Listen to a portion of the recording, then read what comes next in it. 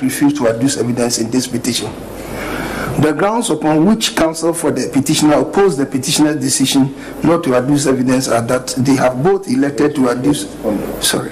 Respondent's decision not to adduce evidence are that they have both elected to adduce evidence, in that they have filed and served witness statements as ordered by the court. Counsel for the petitioner argued further that the first respondent in particular, besides filing an answer to the petition, has also specifically deposed to an affidavit in opposition to an application to serve interlocutories, in which the chairperson indicated her availability for cross-examination. Finally, it was contended by counsel for the petitioner that the first respondent chairperson performs a very important constitutional function, and as such must be made to adduce evidence in his petition to account for his stewardship to the people of Ghana. In their submission before the court, counsel for respondent, particularly for the first respondent, sought to rely on Order 36, Rule 4, Sub 3 of CR 47 and Order 38, Rule 8E of CR 87. We have carefully examined the above rules and our opinion that the provision that is relevant in the determination of this issue is Order 38, Rule 3E of CI 87, which specifically deals with the use of witness statements in civil trials. We deem this rule to be crucial in view of the position taken by counsel for the petitioner, among others, that the filing and service of a witness statement connotes that a party has elected to adduce evidence at the trial. We recall that the filing and service of witness statement in this case was in compliance with an order of this court as part of the pre-trial protocols before trial commenced. It is also an undisputed fact that a defendant in a case can elect whether or not to adduce evidence at the close of plaintiff's case when such a defendant is called upon by the court to open his or her defense. We are of the considered opinion that it would be wrong in law to hold that a party is deemed to have elected to adduce evidence as soon as that party files and serves a witness statement in compliance with the court order. To hold so would mean that once a party files and serves a witness statement, that party mandatorily has to mount the witness box and adduce evidence at the trial. This position is not borne out of the rules. Indeed, Order 38 Rule 3E Sub Rule 5 clearly provides otherwise as follows, quote, if a party who has served a witness statement does not call the witness to give evidence at the trial or put the witness statement in as hearsay evidence, any other party may put the witness statement in as hearsay evidence, end of quote. The above rule implies that when a witness statement is filed and served, the party who files it may choose not to give evidence at the trial. The principle is the same in viva voce evidence, where a party or witness who mounts the witness box testifies in chief and fails to turn up for cross-examination. Such a witness cannot be compelled by the court to appear for cross-examination. He suffers the penalty of the evidence being expunged from the record. This is exactly the position the respondent 2002 Ghana Report 402. The first respondent is not subject to any different rules of procedure because it is a constitutional body. The evidential burden imposed by law on a person seeking to challenge a presidential election result has been settled by this court in the 2013 election petition case entitled Akufo-Addo and others versus Mahama and another 2013 Supreme Court of Ghana Law Report Special Edition, page 73. Thank you. After citing with approval several decisions of courts in some Commonwealth countries, notably Nigeria, Uganda, Kenya, and Canada, Ebina JSC concluded at page 218 thus, quote, accordingly, the petitioner bear the burden of proof to establish not only that there were violations, omissions, malpractices, and irregularities in the conduct of the presidential election held on 7th and 8th December 2012, but also that the said violations, omissions, malpractices, and irregularities, if any, affected the result of the election. It is after the petitioners have established the foregoing that the burden shifts to the respondent to establish that the results were not affected. The threshold of proof should, in principle, be above the balance of probability. We have cited the JSC's dictum to drive home the legal proposition that the petitioner in an election dispute stands or falls on the strength of his or her own case and never on the weakness or otherwise of the evidence of the respondents. Counsel for the petitioner cited to us the case of Smala Biabia versus Adamu Dramani and Attorney General number 4, 2012, one Supreme Court of Ghana Law Report, page 374, in which this court ordered a party to adduce evidence because that party had already adduced evidence in the form of an affidavit. That case is distinct from what is before us now, and it must be read in its context relative to the facts before the court then. In that case, this court was dealing with the submission of no case in a trial admitting affidavit evidence, unlike the current petition, where this court is dealing with witness statements which are unsworn and are not yet evidence.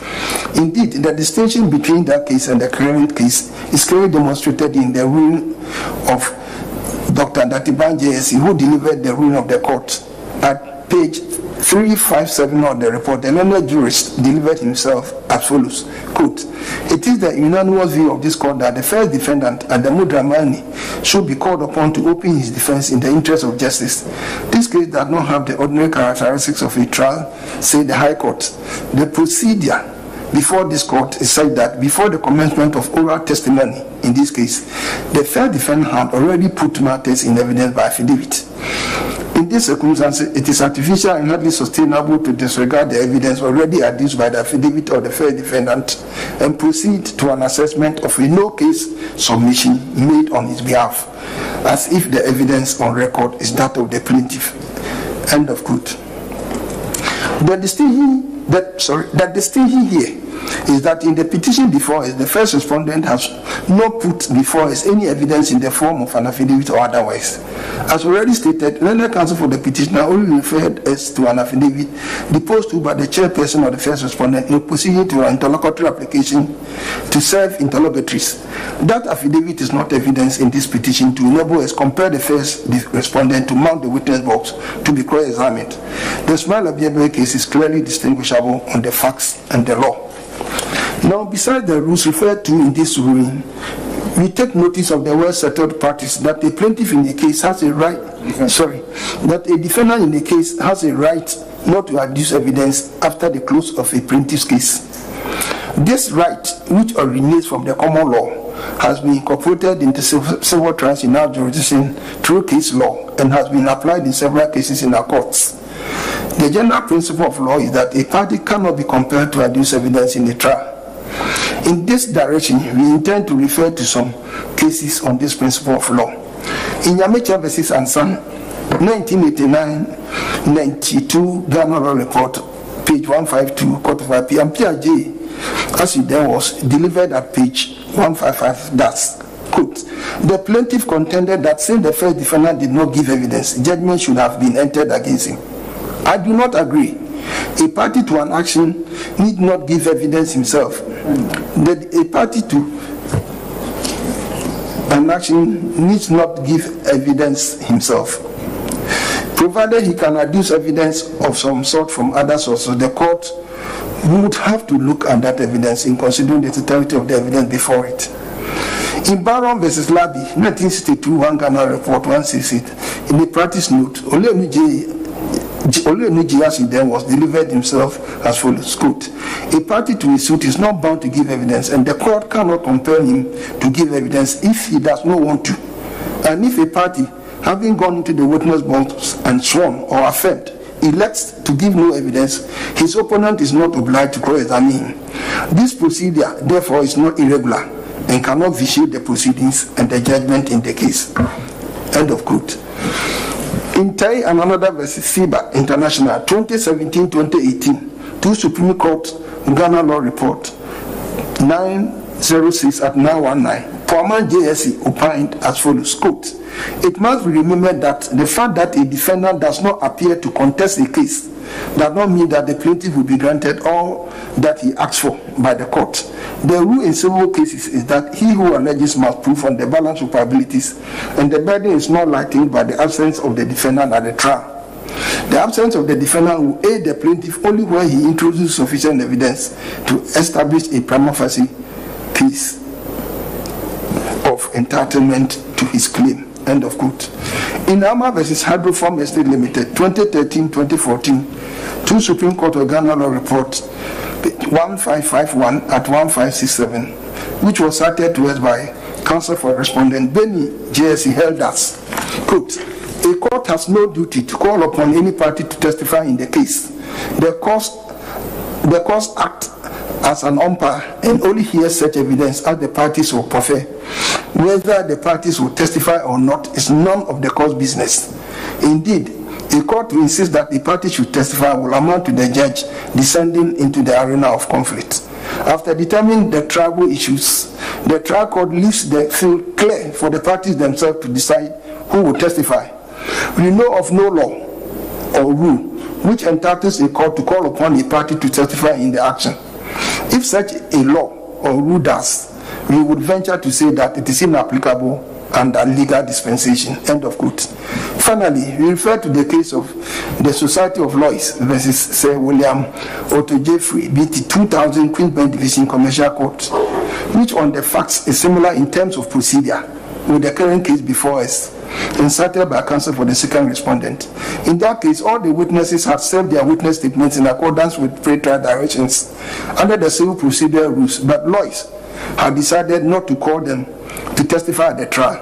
An application was made to the court for an order requiring the opposing party to call the witnesses at the trial so that the applicant could cross-examine them. Creswell J. held that in civil proceedings, the trial judge had no power to dictate to a litigant what evidence he or she should tender. There was no obligation to call witnesses. It was counsel's duty to decide what evidence was called and the order in which it was called. The instant court had no jurisdiction to make the order sought.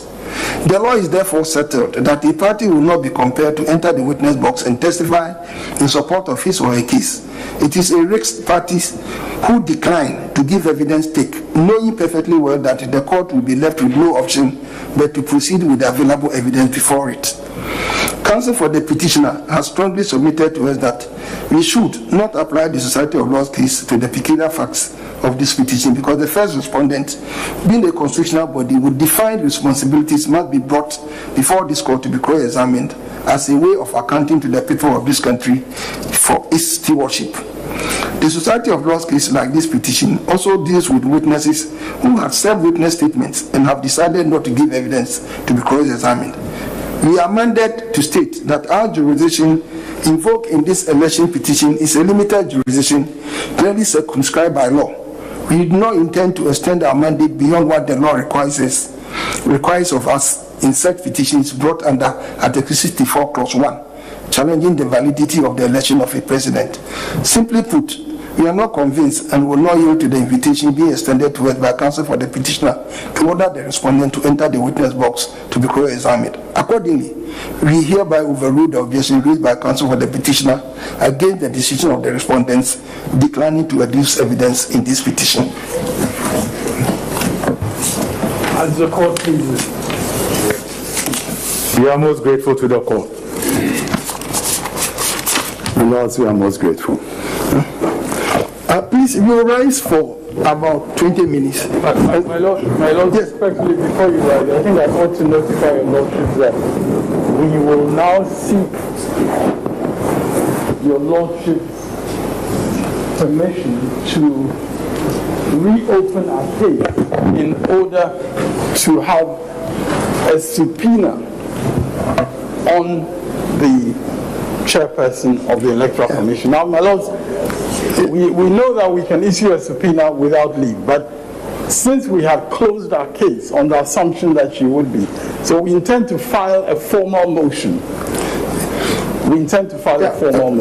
Counsel, it's a court of record, so like you correctly pointed out, you come by your form, you'll be heard. Very well. Yes, but you come back and give directions for the further trial.